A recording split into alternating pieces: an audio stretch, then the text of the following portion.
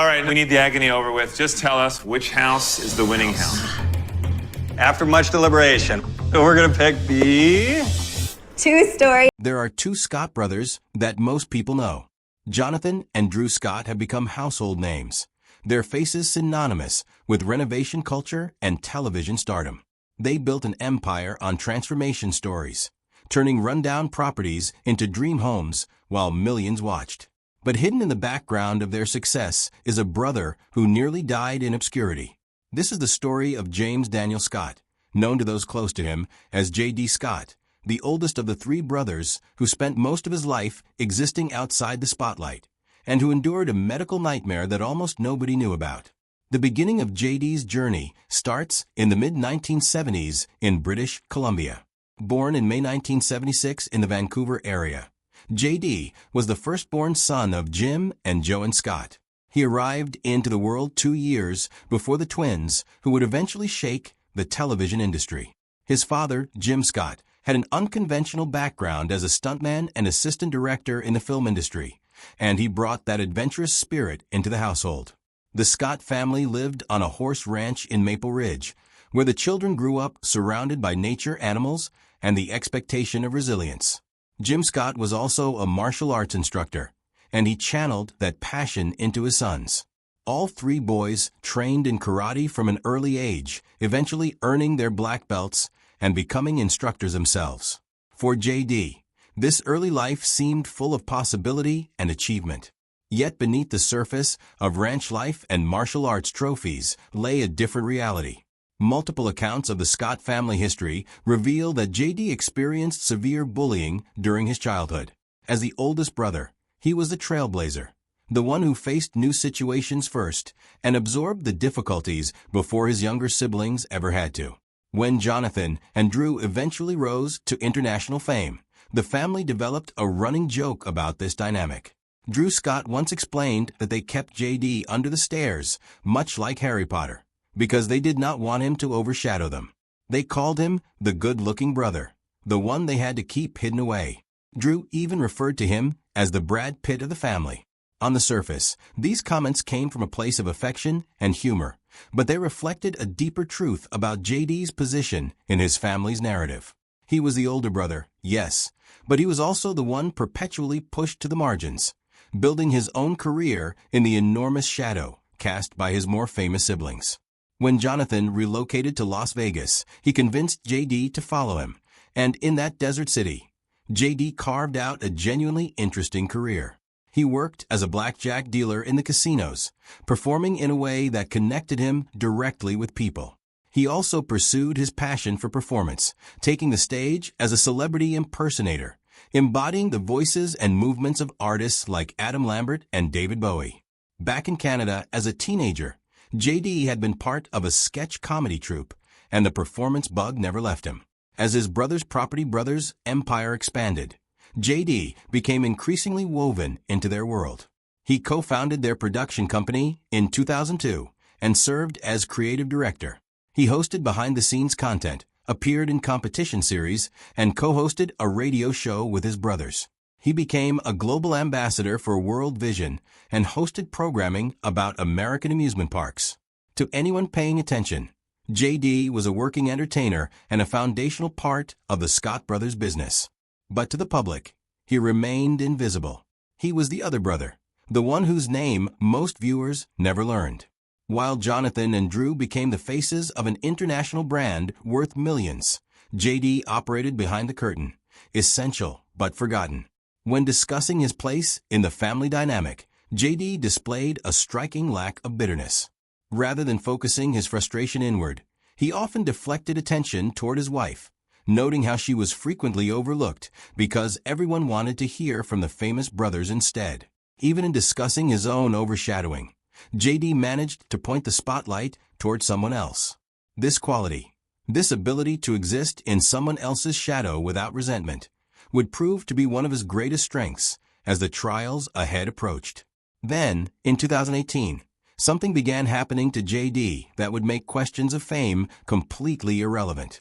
It started small, almost imperceptibly. He described the first symptoms as a kind of brain fog, a hazy feeling that would come and go, making things slightly unclear but not quite debilitating. It was easy to rationalize away.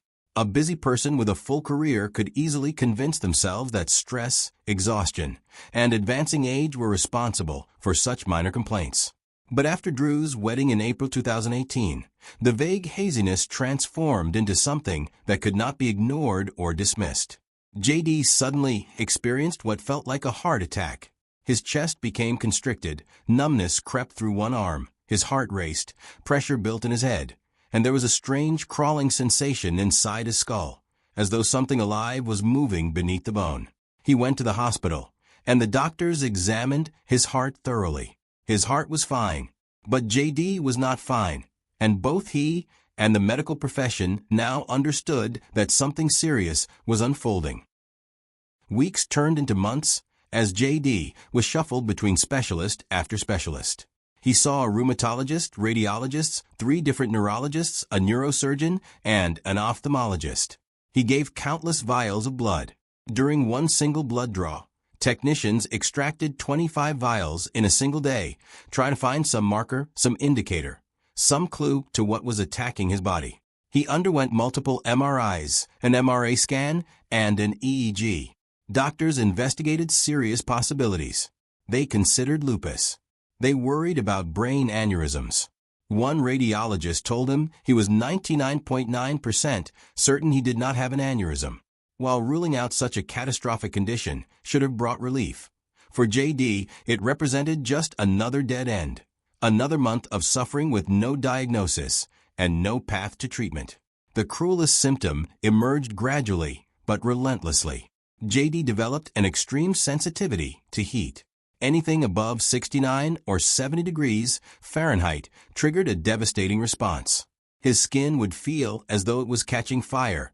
He would become dizzy, and he would lose consciousness, sometimes remaining unable to function for days afterward. Consider what this actually means for a person trying to live a normal life. 70 degrees is typical room temperature. It is the temperature of a mild spring day, a pleasant afternoon in most climates. For J.D. Scott, crossing that threshold meant collapse. He could not venture far from his home or office without risking sudden unconsciousness. He had become a prisoner of his own thermostat, confined to an artificially controlled environment that most people never even think about. The active entertainer, the performer, the man who had spent his life on television sets and on stages, could no longer safely leave an air-conditioned space. The medical odyssey that followed was exhausting and traumatic. Over a year, test after test came back inconclusive. Every negative result felt like a failure, another month of suffering without understanding why his body was betraying him. J.D. later described his life before the illness as genuinely wonderful, and he desperately wanted to return to that state of being. But instead, his world compressed to a smaller and smaller space. He could not work normally. He could not travel. He could not be in a warm room. And he could not get a single doctor to explain why any of it was happening. There came a night when everything reached a breaking point. At the worst moment of his illness, J.D. experienced an episode so severe that he genuinely believed he was dying. In response, he did something that reveals the depth of his despair and the strength of his character simultaneously. Convinced that this would be his final night, J.D. sat down and prepared for his own death.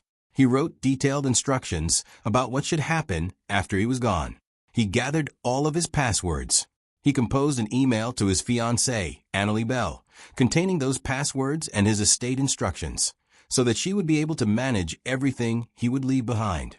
In his own words, the episode was so bad that he thought he was actually dying, and he was preparing all his estate and writing out passwords for the woman he loved. Picture that moment.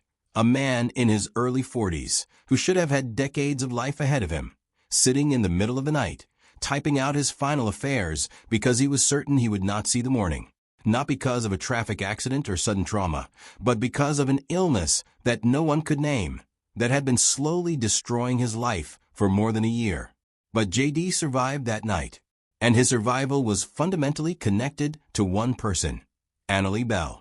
Through every hospitalization, every failed test, every collapse, and every dark moment, Annalie remained by his side. a celebrity makeup artist and hairstylist born in Texas. She had met JD in Las Vegas in 2014, and by the time his illness began, they were engaged. She worked on Property Brothers Productions as a makeup artist, and this job became the key that unlocked everything. While working on set, Annalie discovered that one of the homeowners featured in an upcoming episode was a functional doctor. This chance connection proved to be the turning point in JD's medical nightmare. Through this doctor and a fresh approach to understanding his symptoms, the pieces of the puzzle finally began fitting together after more than a year of darkness. In September 2019, more than 14 months after his symptoms began, JD shared the breakthroughs his fans had been waiting for. The answers were stranger than the illness itself. First, he revealed that he had a serious gastrointestinal infection that had been identified and treated. This alone could explain significant portions of his suffering. Second, and more alarming, he revealed exposure to fluoroquinolone toxicity, commonly called getting floxed. Fluoroquinolones are powerful antibiotics with names like Cipro and Levaquin. In some people, they trigger a disabling syndrome affecting muscles, tendons, nerves, and even the central nervous system. The timing matched perfectly with his symptoms. But the third diagnosis was the most shocking. JD had acute mercury poisoning. His mercury levels were so dangerously high that the health department became involved. He did not initially know how the exposure had occurred, only that he now required treatment to remove the toxic metal from his body. Mercury poisoning attacks the nervous system and can produce exactly the kind of brain fog, fatigue, and sensory chaos that had been tormenting him for over a year.